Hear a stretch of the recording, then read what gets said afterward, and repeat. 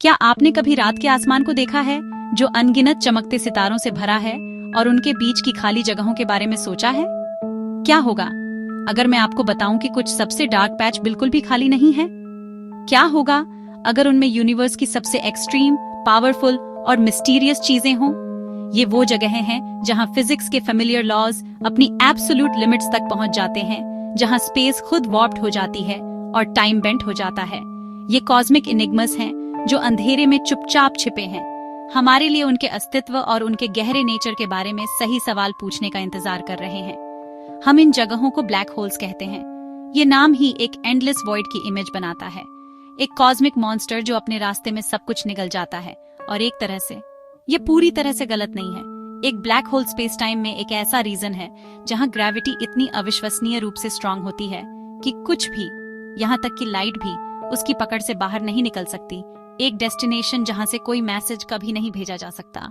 उन्हें समझने की हमारी जर्नी अंधेरे में नहीं बल्कि लाइट में शुरू होती है। एक डेफिनेशन, चलो इसे इसके सिंपलेस्ट फॉर्म में तोड़ते हैं। एक ब्लैक होल, एस्टॉनिशिंगली स्मॉल स्पेस में इमेंस मैस। अपने प्लैनेट अर्थ के बारे में सोचो। रॉक, वाटर, एयर, उन्हें मार्बल के साइज तक निचोड़ना। सोचो, उस मार्बल की सरफेस पर ग्रेविटी इमेंस होगी। एक ब्लैक होल इसे अल्टीमेट एक्सट्रीम तक ले जाता है। एक बहुत मैसिव स्टार और उसे शहर से भी छोटे स्पेस में क्रश करना। परिणाम, एक वन वे डोर बनना। यह ग्रेविटी स्पेस टाइम को वॉर्प कर देती है। आइंस्टीन की general relativity, trampoline analogy, planet star से शीट में dip, bowling ball on trampoline, deep curve, black hole, as infinitely heavy object, bottomless pit. जो पास आता है, stray asteroid, gas cloud, whole star, सब गहरे कुएं में गिरते हैं। उस पिट की बाउंड्री इन इवेंट होराइजन, कोई फिजिकल सरफेस नहीं, इनविजिबल बॉर्डर। यह invisible border, point of no return. एक ब्लैक होल की कहानी एक ट्रूली मैसिव स्टार के जीवन और मृत्यु से शुरू होती है। एक सेलेस्टियल बिहीमथ, एक ब्लू जायंट, शायद 30 या 40 गुना ज्यादा मैसिव। लाखों सालों तक यह तारा एक कॉस्मिक इंजन होता है, अपने कोर में हल्के एलिमेंट्स को भारी एलिमेंट्स में फ्यूज करता रहता है। एनर्जी का यह बाहरी धक्का ही तारे को ऊपर रखता है, अपनी खुद की इमेंस ग्रेविटी के अंदरूनी क्रश को बैलेंस करता है। एक डेलिकेट कॉस्मिक इक्विलिब्रियम। लेकिन यह बैलेंस हमेशा नहीं रह सकता। आखिरकार तारे का फ्यूल खत्म होने लगता है। उसने हाइड्रोजन को हीलियम में, हीलियम को कार्बन में और इसी तरह अपने कोर में भारी और भारी एलिमेंट्स बनाए हैं। आखिरकार यह आयरन बनाता है। आयरन एक तरह की कॉस्मिक ऐश है। इसे फ्यूज करने से एनर्जी रिलीज नहीं होती, यह उसे कंज्यूम करता है।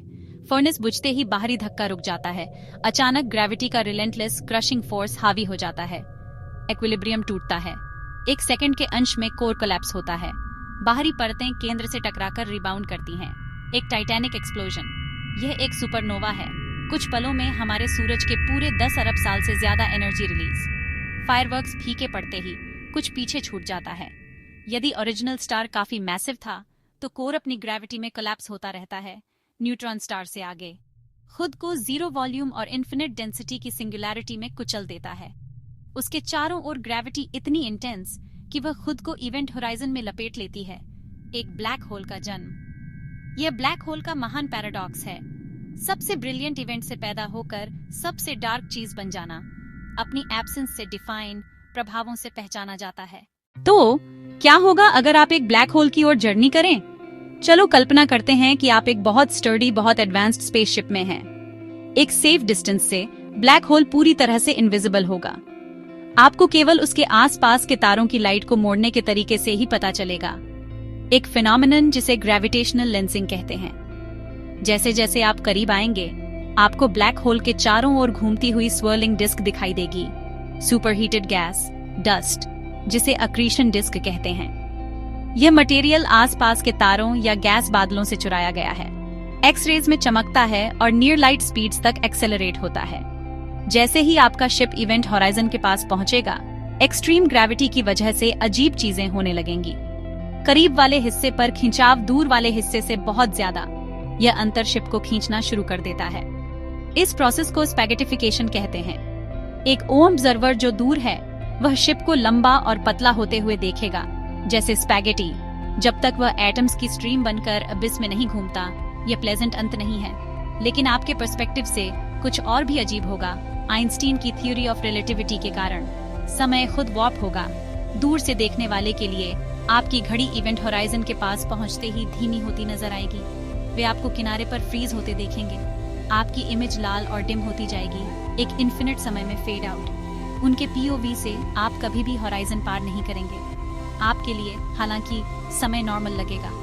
आप फाइनाइट समय में इवेंट होराइजन पार कर लेंगे, उस पल कुछ खास नोटिस किए बिना, लेकिन अंदर आते ही आपका फेट सील्ड हो जाता है। सिंगुलैरिटी अब स्पेस में जगह नहीं, यह आपका फ्यूचर है। होराइजन के अंदर सारे पाथ सेंटर की ओर, कोई वापसी नहीं, न बायां मैन्यूवर न दायां। स्पेस टाइम खुद लाइट से तेज सिंगुलैरिटी की ओर बह रहा है और आप बस राइड के लिए हैं, कॉस्मिक एनिग्मा के हार्ट तक एक वन वे ट्रिप पर। ब्लैक होल सिर्फ सिंपल कॉस्मिक वैक्यूम क्लीनर्स नहीं हैं, वे यूनिवर्स के कुछ सबसे बिजार और काउंटर इंट्यूटिव फिजिक्स से चलते हैं। सबसे सरप्राइजिंग डिस्कवरीज में से एक स्टीफन हॉकिंग के ब्रिलियंट माइंड से आया। उन्होंने प्रपोज किया कि ब्लैक होल पूरी तरह से ब्लैक नहीं होते। होराइजन के पास क्वांटम प्रोसेस से फेंट ग्लो एमिट हो सकता है। इस घटना को अब हॉकिंग रेडिएशन के नाम से जाना जाता है। इसका मतलब है कि ब्लैक होल बहुत बहुत धीरे धीरे मैस्क हो सकते हैं और यूनिमैजिनेबल टाइम स्केल्स पर इवेपोरेट हो सकते हैं, यानी वे मर सकते हैं। वे अलग अलग साइज में आते हैं, स्टेलर मैस ब्लैक होल और गैलेक्सीज के सेंटर में सुपर मैसिव ब्लैक होल, जिनका वजन लाखों या अरबों सन्स के बराबर।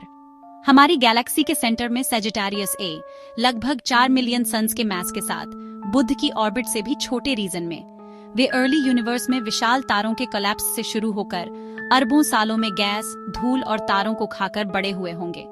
गैलेक्सीज टकराती हैं, उनके सेंट्रल ब्लैक होल नृत्य करते हैं, मर्ज होते हैं और ग्रेविटेशनल वेव्स के रूप में एनर्जी स्पेस टाइम में रिपल करती है। 2019 में M137 के हार्ट की शैडो की पहली इमेज, एक मॉन्यूमेंटल अचीवमेंट, ब्लैक होल को प्योरली थियोरेटिकल से ऑब्जर्व एंड स्टडी करने योग्य बना दिया। क्योंकि ब्लैक होल इतने मिस्टीरियस हैं, उनके बारे में बहुत सारे मिथ्स फैल गए हैं। सबसे आम मिथ, वे कॉस्मिक वैक्यूम क्लीनर्स हैं जो सब चूस लेते हैं। यह सच नहीं है। ब्लैक होल की ग्रेविटी पावरफुल है, हाँ, पर तभी जब आप बहुत बहुत करीब हों। अगर सूरज को उसी मैस के ब्लैक होल से बदल दें, पृथ्वी के साथ एक सरप्राइजिंग चीज होगी। बिल्कुल कुछ भी नहीं, हम उसी तरह ऑर्बिट करेंगे, बस बहुत ठंडा और डार्क हो जाएगा, पर अंदर नहीं गिरेंगे। एक और मिथ, ब्लैक होल दूसरे यूनिवर्स के पोर्टल हैं। स्टोरी टेलिंग के लिए फैसिनेटिंग, पर फिलहाल कोई सबूत नहीं। अंदर क्या होता है, खासकर सिंगुलैरिटी पर, अननोन।